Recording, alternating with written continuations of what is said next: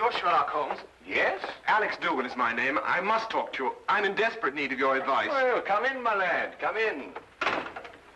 Oh, permit me to introduce my friend and colleague, Dr. Watson. Watson? Watson?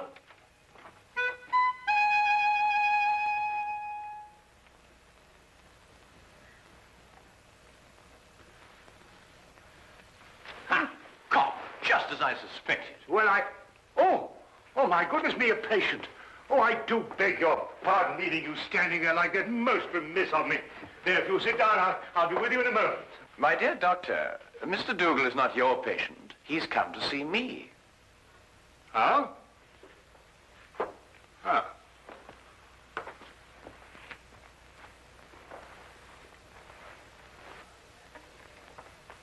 About a matter which I imagine has something to do with the injury you've sustained, eh? About a matter which might prove even more disastrous to a certain young lady if she's allowed to marry this man without somebody telling her. But on the other hand, how can I tell her when... You're jumping about rather a lot, Mr. Dougal. Mentally, of course. Yes, forgive me. I'd better begin by telling you that I'm known to most people by a name other than Alex Dougal. Yes? Aunt Lottie. Aunt Lottie? I write under that name in the Daily Observer. I'm a columnist. But Aunt Lottie? I know. It was the boss's idea. I'm really a sports writer. Don't ask me why I was assigned the job, but I do an advice for the lovelorn column. Oh, I see. You mean the readers write into you telling you their problems? And I answer them. The boss thought they'd be more apt to listen to a nice, sweet old Aunt Lottie than a Alex Dougal. Well, of course, he may have a point there, Mr. Dougal. They listen to me, all right. Act on every word I say. And that's what started all the trouble. You'll have to go back with me 2 weeks. I'd received a letter from a young lady who identified herself only with the initials S.D. She said that her father had just died and she had nobody to advise her but me. It seems that her fiancé was a man of violent temper and had on one occasion almost throttled another man for even looking at her. She wanted to know if it'd be wise to marry him. I answered her, and a day later in the editorial room, I came to know what I'd touched off.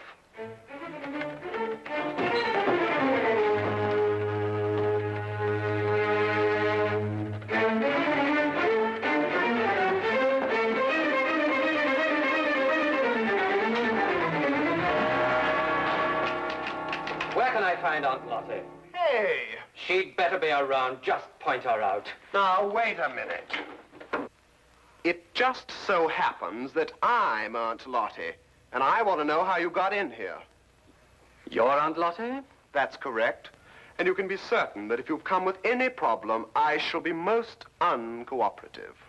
Are you sure you're Aunt Lottie? That is my pen name. Have you any objections? None. None at all. I'm absolutely delighted to find that Aunt Lottie is a man. Really? Why? Because I would never dream of doing this to a woman.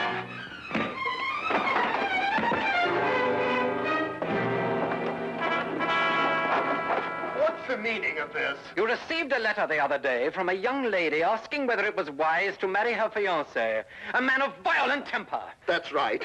You replied in your column yesterday that it would be most unwise. It is. But what's it got to do with you? I know. Don't tell me. You're the fiancé. Aunt Lottie, you have a lot of mending to do. Mending? In your column tomorrow, I want you to take back every word. It's impossible. My publishers would never allow it. Right, then you'll go and see her personally. Her name is Susan Deering. Her address is 116 Chatham Hills Road, Bathampton. When you get back, I shall expect to hear that she has refixed the wedding date. Now, wait a minute. You can't intimidate me. I gave her my honest advice, and I intend to stick to it. What did you say? I intend to...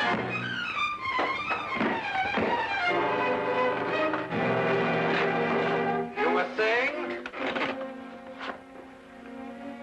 I just wanted to know what the address was again.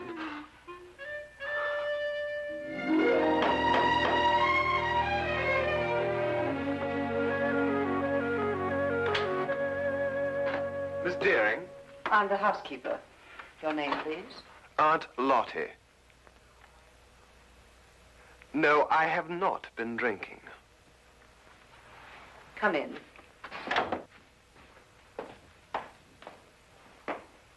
Wait here, please. I'll call her.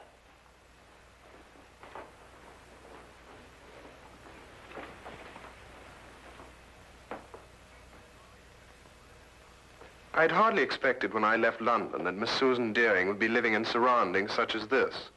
Most of my readers were shop girls. Girls from a modest background, anyway. But Susan Deering was an heiress. I realized this when I recognized the subject in the painting above the fireplace. He was Oliver Deering, the chemical manufacturer who 6 months ago had suffered a heart attack while pursuing his favorite sport, bicycling. He was undoubtedly her father. How do you do? How do you do? Are you really Aunt Lottie? I'm afraid so. My editor felt it would inspire more confidence than a name like Alex Dougal, which is my own. But I don't agree with your editor at all. Oh, really? I never fail to read your columns. They're always so full of wisdom and understanding. Almost like Father used to talk before he died. Well, thank you. But if I didn't think so, I never would have written to you. Never have called off my wedding. Well, as a matter of fact, that's what I came to talk to you about, Miss Deering.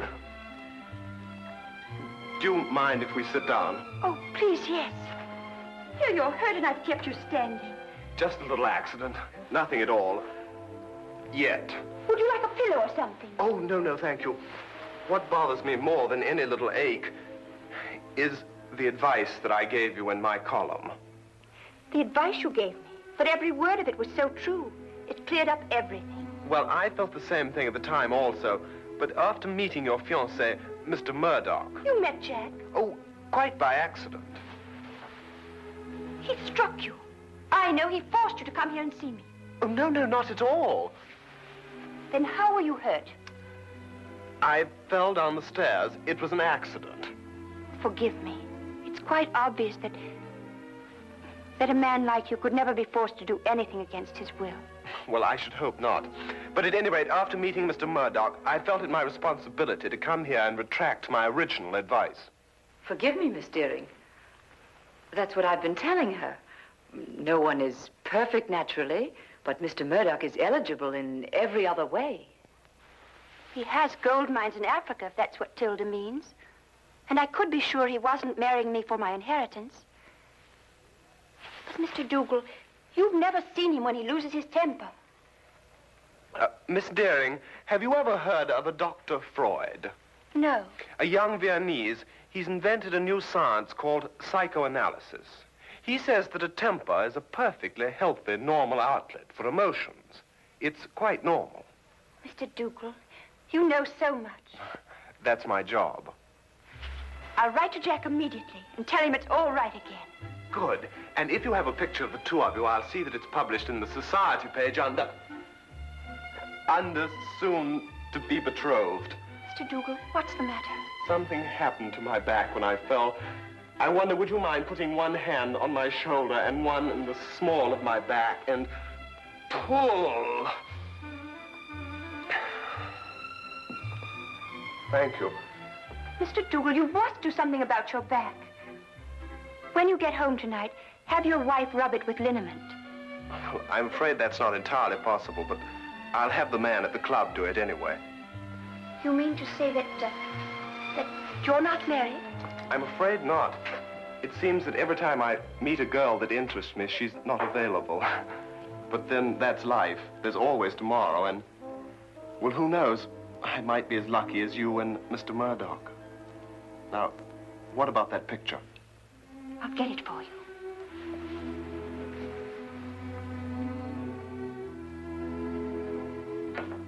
All the way back to London, my eyes kept returning to the snapshot that had been given me, and to Murdoch's face.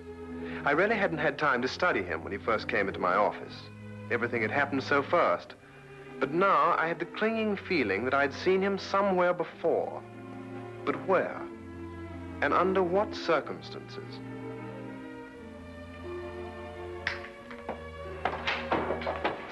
Hello, Dougal. I trust you were successful. Extremely. And I'm going back with even more confidence to make her change her mind next time.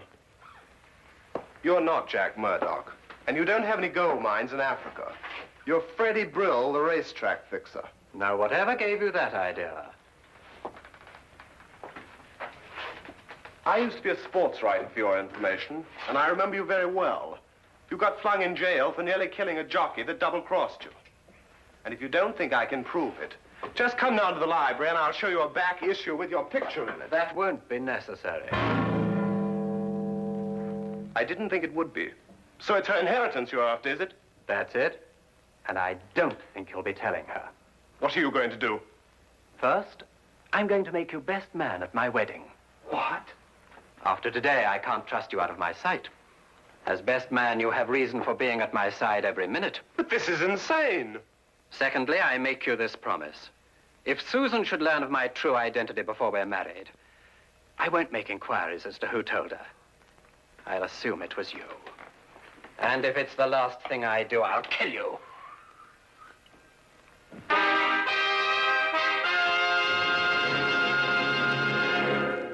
Now, we return to the case of the violent suitor. I'm always giving out advice myself, but here I am, strangely enough, asking for it.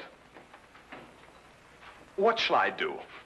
If I expose Murdoch, he'll obviously take his revenge on me. But on the other hand, how can I allow poor Susie to be victimized that way? I see. So it's Susie, is it? Well, up until half an hour ago when I managed to get away from him. Murdoch keeps me handcuffed to his side. And naturally, when he saw Miss Deering, I did also. Ah, yes, quite naturally. Well, there's no point in denying it that she does something strange to me. And I found myself wanting to be the groom instead of the best man. That may very well happen yet, Mr. Dougal. But how, with Murdoch still in the picture? We'll remove him from the picture. Well, it's simply stated, Holmes. But surely you don't mean to expose Murdoch and risk Mr. Dougal's life. No, Watson. If any lives are going to be risked, they'll be yours and mine. Oh. My plans aren't crystallized yet, Mr. Dougal, but my advice to you is to go back to Mr. Murdoch and continue to be his best man. You'll hear from me very soon. I'll do anything you say, Mr. Holmes. Thank you, Mr. Holmes. Not at all. Oh, wait.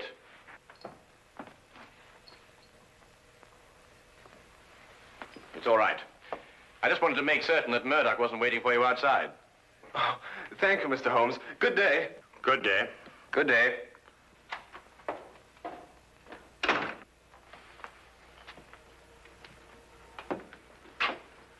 And how do you propose to help Mr. Dougal? By removing Murdoch from the picture. But how? By proving that he killed Miss Deering's father. What? Safely behind bars, Murdoch could neither marry Miss Deering or harm Dougal. But Miss Deering's father died of a heart attack. He was cycling. You heard it yourself. My dear Watson, it was made to appear as if he had been bicycling. Well, now, really, Holmes, you haven't even left the room. How can you say such a thing? Ah, here it is. I thought I'd kept it. Have a look. When that picture was published in the papers, I showed it to Inspector Lestrade as proof that Oliver Deering was murdered. But the good old inspector, with his usual dim-wittedness, refused to pay any attention to it. Well, I must say I can't see any signs of murder here. Notice Deering's coat. Yes, well. It's buttoned on the left side. So? Have a look at your own. Well, yes, I see that, but... It's my theory that Deering was at home in his shirt sleeves when Murdoch struck him a blow on the back of the head that killed him. Then, in an effort to disguise his crime, Murdoch, with the aid of a woman, dressed Deering and deposited him and his bicycle on a lonely stretch of country road. But the mistake had been made of buttoning his coat on the wrong side. Yes, but look here, just a minute. You've just talked about a woman. What woman? Well, his accomplice, of course. A woman would be more apt to button Deering's coat on the left side, since it was customary for her to button hers in that way. And talking of coats, I think you'd better take yours. It's going to be chilly in the country tonight. Well, assuming everything you say is true, what's the motive in killing Deering? Well, my guess is that Deering found out Murdoch's true identity and prevented him marrying his daughter. And Murdoch, seeing himself losing a fortune, lost his temper again. Come on, Watson. We'll pick up Lestrade on the way. Right. Take my coat.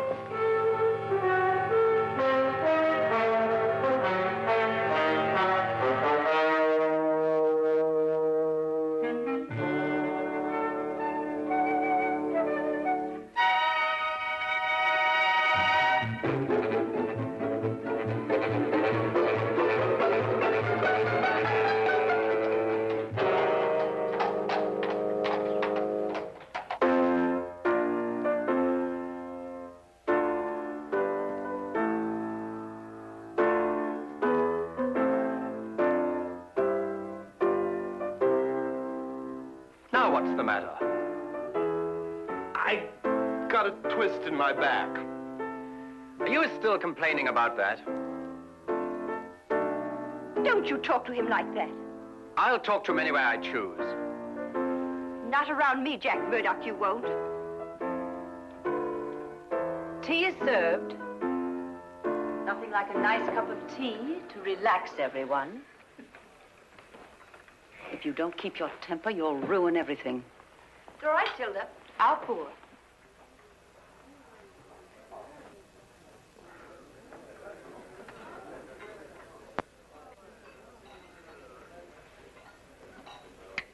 Why didn't I think of it? Of course. Of course, what? The accomplice, it's Tilda. The housekeeper? Yes, it would have to be someone normally attached to the house to have been present at the murder. Tilda fits the part perfectly.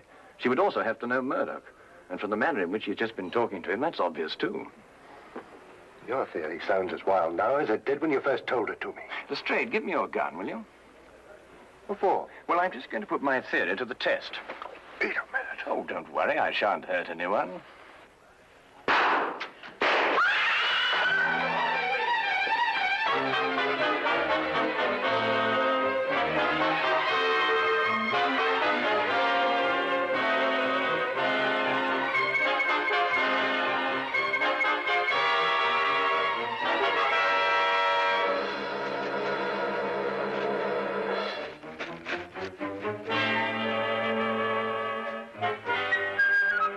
Holmes, what in thunder made you do a thing like this?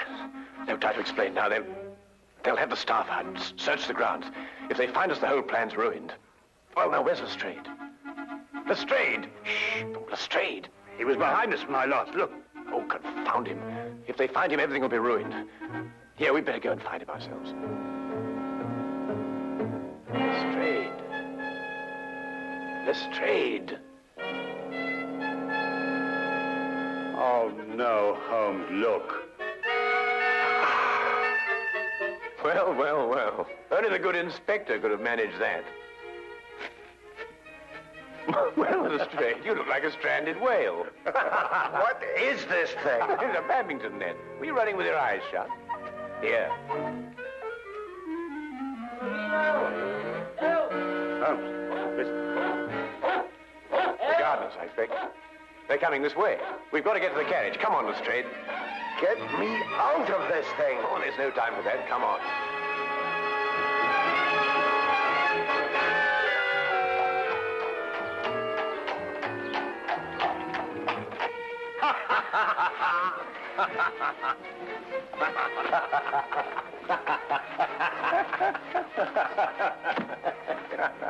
I see no item in the entire evening, Mr. Sherlock Holmes, that would prompt laughter. I'm terribly sorry, Lestrade, but I shall cherish the memory of you thrashing about on that badminton court for years to come. I wouldn't find it so amusing, Holmes, if it had been you who had torn that confounded net from its moorings. Lestrade, it was simply a question of going under it after all. And I haven't forgotten that it was your insane behavior tonight that made it necessary for us to be running at all. Yes, what were you up to, Holmes? Those shots, I mean. Yes, I assume there was a purpose. Oh, a very definite purpose, Lestrade. Those 3 bullets were bait for a trap. Odd bait, I must say. I trust it was the perfect bait for our purpose. I only hope that our delayed departure from the Deerings won't make us too late to see the trap sprung. You mean it wasn't sprung at the Deering? There were too many people there, Watson. You see, if my theory is correct, then Jack Murdoch's flat should be the place. And I wonder if we can entice this driver to go just a little bit faster. Cabby! Cabby, go as quick as you can.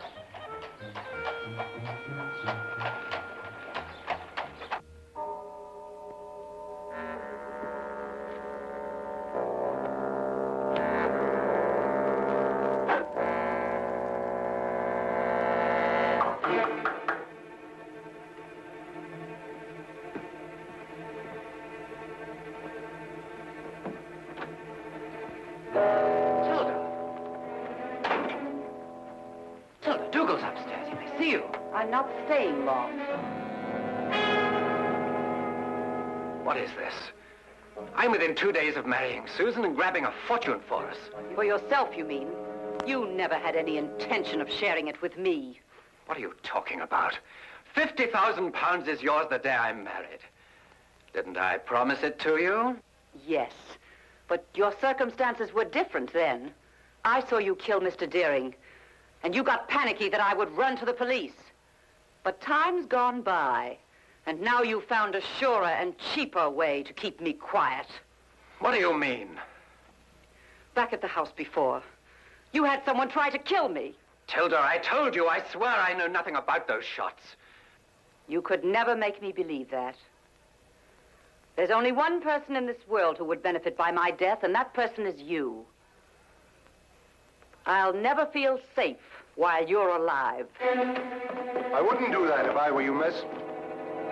Drop that gun. You're under arrest. We heard everything you said. You were tricked, Tilda. It was the police fired those shots at you. Well, Mr. Holmes here anyway. I had a feeling it would stir things up a bit. It's an old adage that partners in crime never trust one another. Get down!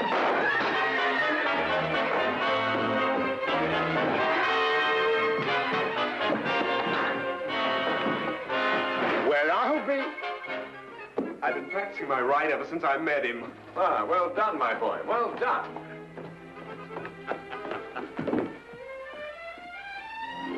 You'd better come along too, miss.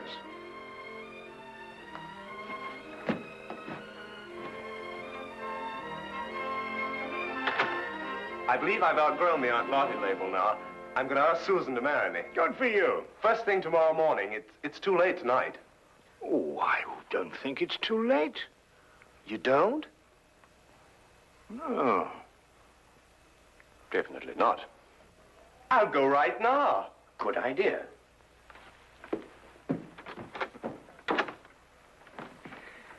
Well, Holmes, you've solved the mystery and brought two young lovers together. I think I'm going to call you Aunt Lottie. What? Oh, no, really, Watson. This time you've gone too far.